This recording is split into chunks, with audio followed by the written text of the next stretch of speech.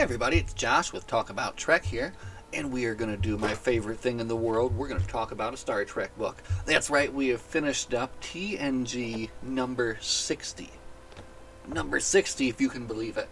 We are right at the end of the TNG numbered series, which will be both a satisfying thing and then also kind of a sad thing, Because, it is what I started this channel for, was basically to read these particular books, 1 through 63, and talk about them all. That was like the initial idea when I came on board here, right? And of course it's evolved into multiple other things since then, but this has always been the backbone, the strong backbone, the spine of the channel here, right? So very excited to be back into reading these books again. Looking forward to, as I said before, kind of just working my way through the different shows right now. So now that we've done TNG, we'll work on Deep Space Nine, Voyager, so on and so forth, and even get some of the new stuff in there as well too. So that'll be really fun. But let's talk today about Dorana Durgan's Tooth and Claw. As you can see, it took a little bit of battle damage here during the read, but that's going to happen with these books. So first, let's just read from the cover. As night falls on Fandra, Hunter becomes prey. Star Trek: The Next Generation, Tooth and Claw. Tignano was... I should have looked up how to say that. I'm going to say Tignano was a populated world with a perfect sun until the right technology fell into the wrong hands. Now the sun is failing quickly and the Starship Enterprise has just one chance to evacuate the fleeing refugees. Captain Jean-Luc Picard must succeed in delicate negotiations with the only people who can help them, a prickly neighboring species known as the Sorens. To assist in that effort, Commander William Riker was assigned a very difficult diplomatic task. As a polite formality and show of good faith, he accompanied a young Soren prince to an exclusive hunting preserve. There, technology-damping fields and some of the galaxy's deadliest predators were supposed to test the untried noble's ability in the Kafora, the hunt. But the shuttlecraft didn't land on Fandra. It crashed. Now, cut off from Sora and the Enterprise, the survivors of the disaster face the ultimate struggle for survival. Without the aid of tricorders or phasers, Riker, his royal charge, and their would-be rescuers must fight for their lives with the only weapons they can muster: spears and batleth, tooth and claw. That's good. Sometimes I'll get down on these back cover summaries because they give away a little bit too much, they maybe tell too much. This one, while being very wordy, you've got three paragraphs here, tells you a lot. It really doesn't give away too much of what happens here, to be honest. So not too bad, and I feel it kind of actually sets it up and makes you excited to read it, right? Which is what it's supposed to do. Gosh, this cover is on its last legs here. I don't know what I did to this thing. No kitty. Anyway, this book here was published in 2001, and it was written for Strider, who would have loved The Hunt. And I believe, if I'm correct, when I read from the back here, that Strider was was a hunting dog, and she is very much interested in the wildlife and the outdoors and all that. Kitty, what are you doing? No, Kitty, come here. Anyway, sorry. Distraction kitty distracts easily. Oh, wait. I can lure the kitty this way with the thing. Kitty, look at this. Hey! Kitty! Okay, anyway. We'll continue here. Tooth and Claw. Tooth and Claw. First off, before we get into the book, and I don't do this enough, I tend to skip this a lot, but we should definitely get into the cover art. And actually, here, why don't you come over this way? Here, you come this way. Come on. Oh God, don't turn off the thing. Here we go. Okay. Sorry, distracting cattail. There we go. Okay. Now look at this cover. I wanted to draw attention to it because first off, I enjoyed it very much. Very cool cover. And this is by, got this here. Sonia R. Helios. And if the artwork looks familiar to you, it is because this is not her first foray here into the world of Star Trek art. And one of the great resources that is out there for us Star Trek readers and whatever, other readers as well, is something called the Speculative Fiction Database here. And you can go here, you can look up a book, you can find out who did the cover art for it, and then you can find out, of course, what else they did the cover art for. So she did a lot of really cool Star Trek cover art that I enjoy. But what jumped out to me, that I kind of remembered as soon as I saw it, was this one right here. And I've always liked this one. I had this one when I was a kid. So she did the cover art for, this is the June-July issue, number 97 of the official fan club magazine of TNG. And again, I had this when I was a kid, and I always loved that cover. Thought that was awesome. So kudos to Sonia for a fantastic cover. And it really does kind of, make you very excited to get into this, right? You're looking at it, you're like, well, we've got Worf, we've got Riker, they're bloodied, they're in some jungle. They're both, wielding batleths. This is going to be an adventure, right? And that's exactly what you get here. So, non-spoilery. Big-time Riker-centric book, right? The majority of the book does take place, with Riker and what's going on with him, the young Soren and the hunt and all that. While the kind of the B plot of it, still a big part of it is Captain Picard and his kind of negotiations with they call themselves the Renta and the Rentsa, which basically, the king and the queen of the Sorens, right? And they are a very particular species. They have a very they have something called Delora, which is kind of like more than pride, but they're a very proud species, right? So they're very difficult to deal with. And the issue comes up here again, of course, from the back cover, is there is this planet that is going to be completely, wiped out when their sun goes nova, right? So Starfleet has decided to evacuate the planet, but this area of space that they are in is very, very hard to chart your way through. There's gravitational eddies, so the problem is they're not going to have enough time to get there and evacuate all the people. Now, there is this species, the Sorens, and they have a map, right? They could give this map to the Federation, and the Federation could then rescue these people, okay? The story isn't even about these people at all. That kind of is like the reason for the story, right? But the story is what happens on the planet during the hunt, and then Picard and his negotiations with, with the king, basically, with the Renta. And I love what the author has done here with this species, too. She's come up with this very, intricate and developed, mythos and backstory and everything for these people.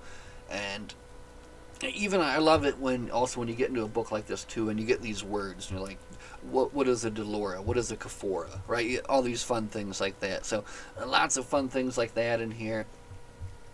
And I was reading a little bit about the author as well, and she does specialize in this kind of writing about nature stuff. And I was like, she did this perfectly, because and one of the fun things about writing a Star Trek book must be being able to just come up with all of these different monstrous alien species, right?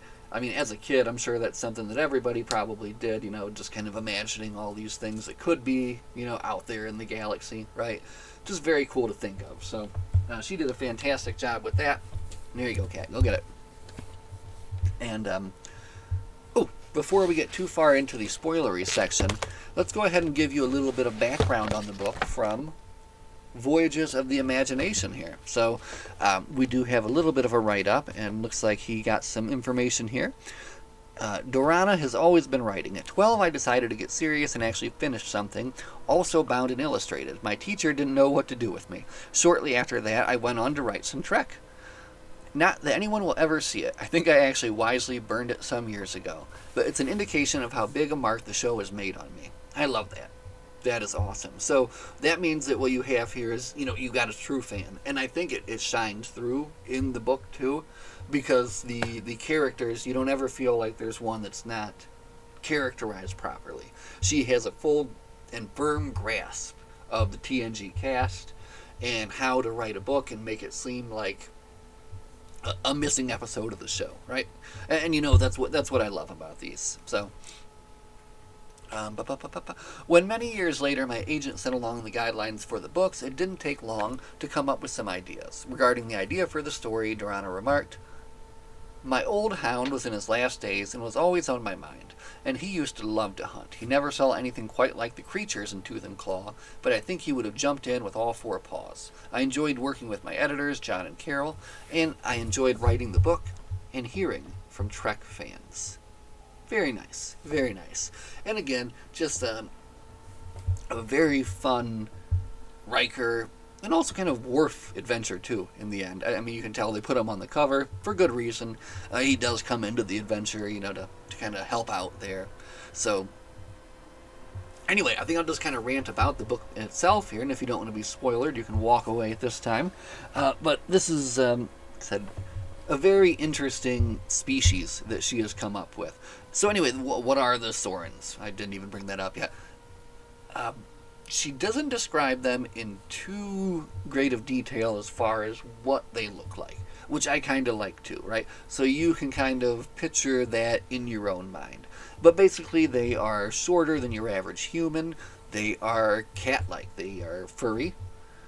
They are very much creatures of, I say honor, but the word that they use is Delora. And for them, this Delora it's even like higher than that. It's like their way of life. It's how everything that they do is kind of guided, basically, right? So when you're speaking with someone, when you're acting, when you're doing something, you're doing it with this Delora, you're displaying your Delora, and there's these like multiple contests of who's displaying. It's a very kind of hard to deal with society. So it's been put upon Captain Picard to negotiate with them for these star charts, right? Now, they want something in return first, which is a Federation escort for their son. He's going on his prime Kafora, which basically means his big first hunt, right? And in these hunts, you go there and you get some Delora. You go on the Kafora to get some Delora, right? Makes sense.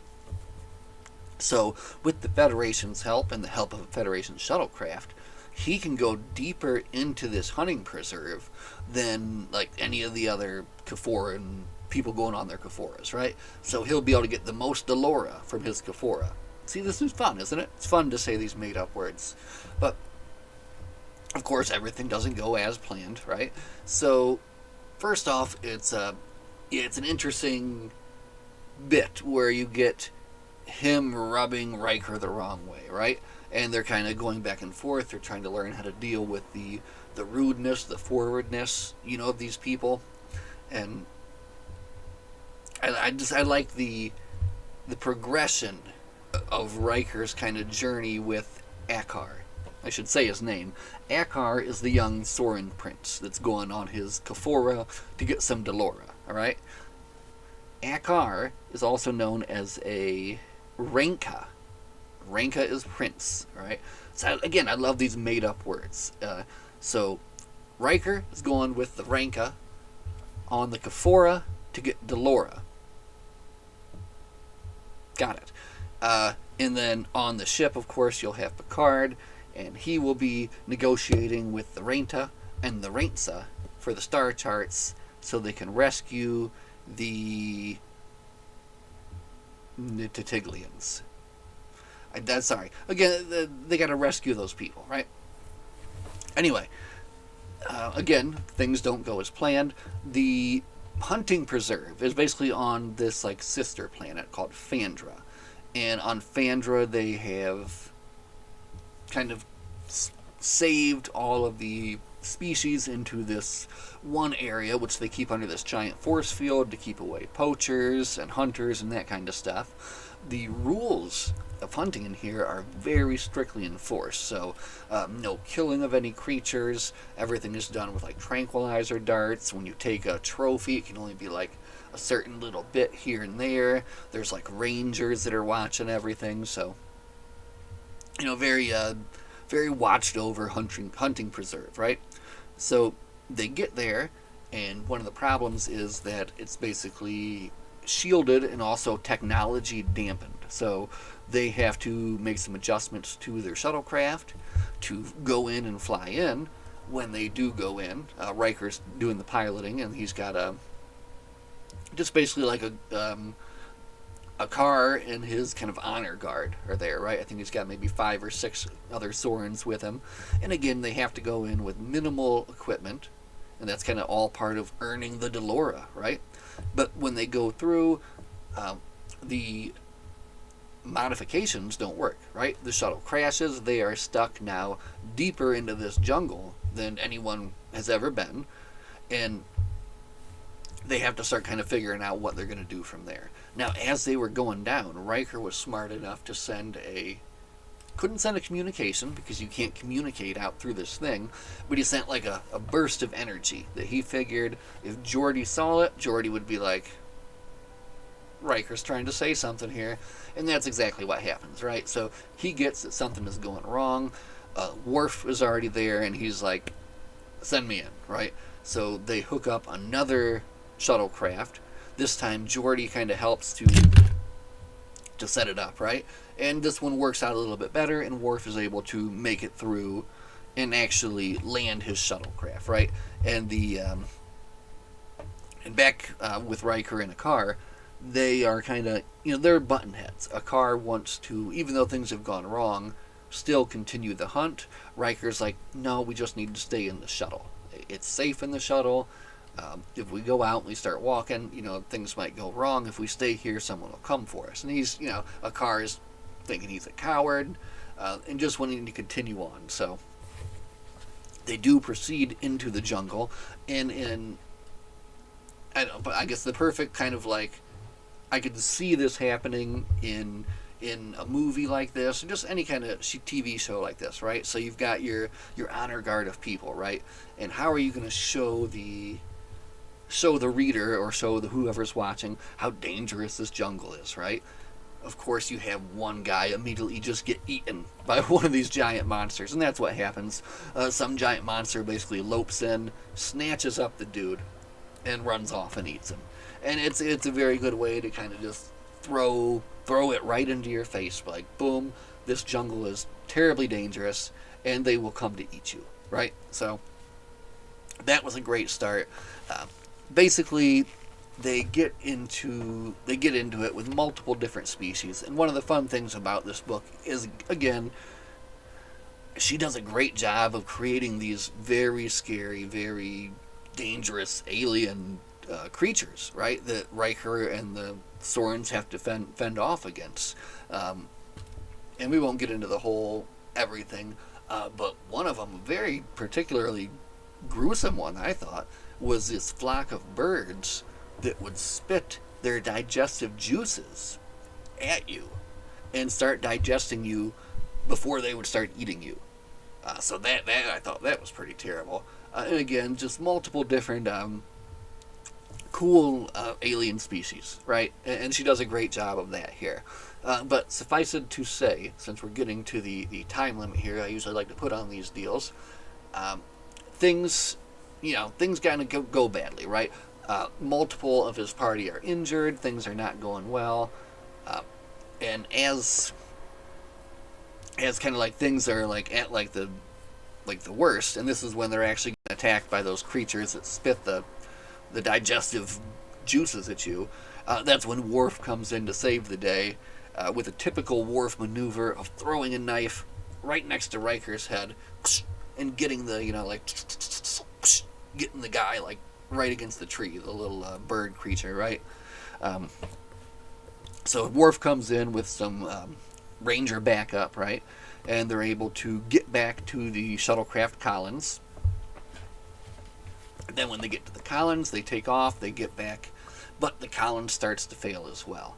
And they get almost all the way back, but they're going to have to walk, about a 6-hour walk to get back to the portal to get out of here. And time is a factor here as well. So now they're starting to make their way back across. Oh, I forgot to mention too.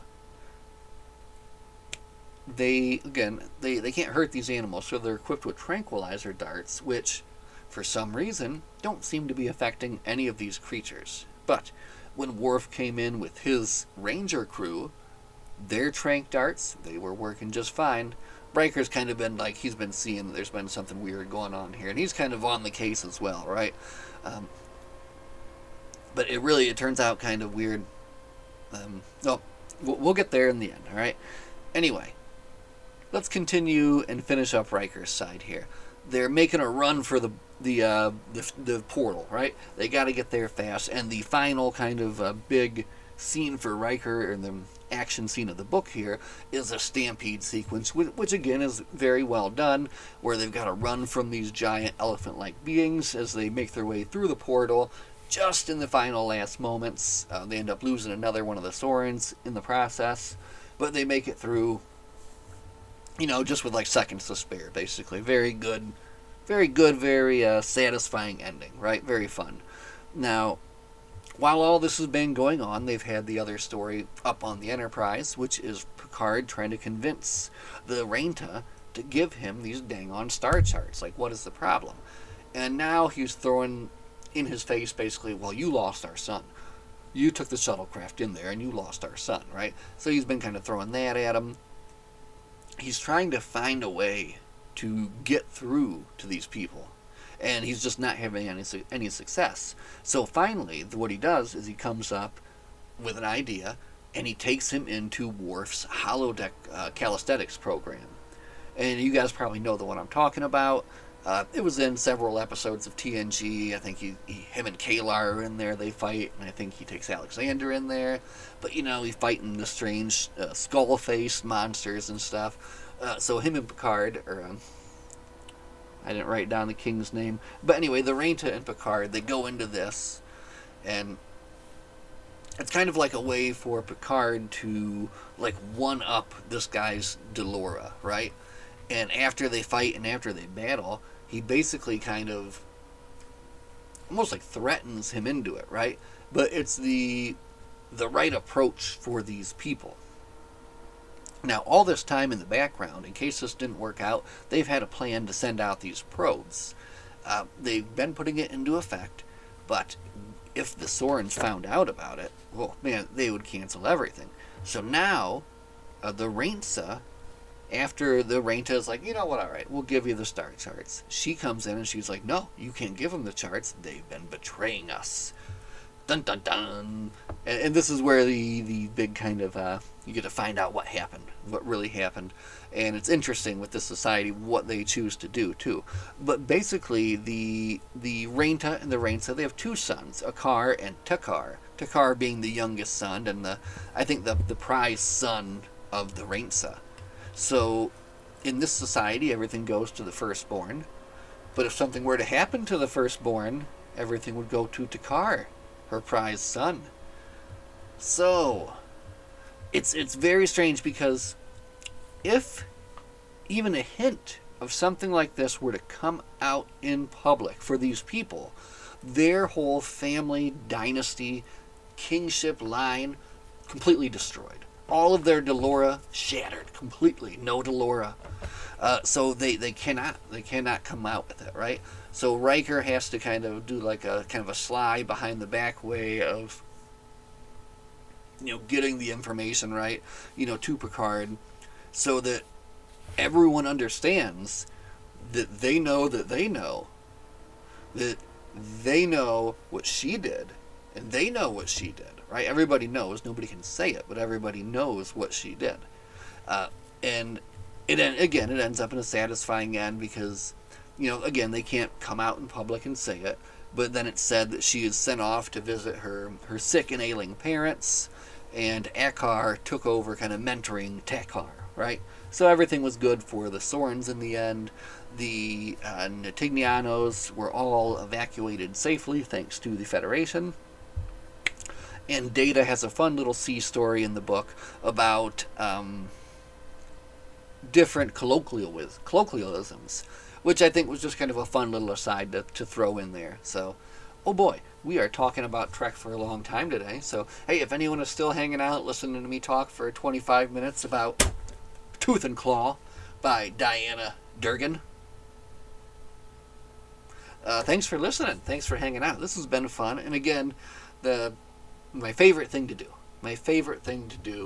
is probably to sit here and do this. So it's very good. It's good for me. And if anyone else enjoys it, then that's awesome, right? That's awesome. So anyway, thanks for hanging out and listening. Gonna jump into some Deep Space Nine here next, and we'll be back soon to talk about that. As always, my friends, live long and prosper. We'll see you guys in the next one. Have a good night.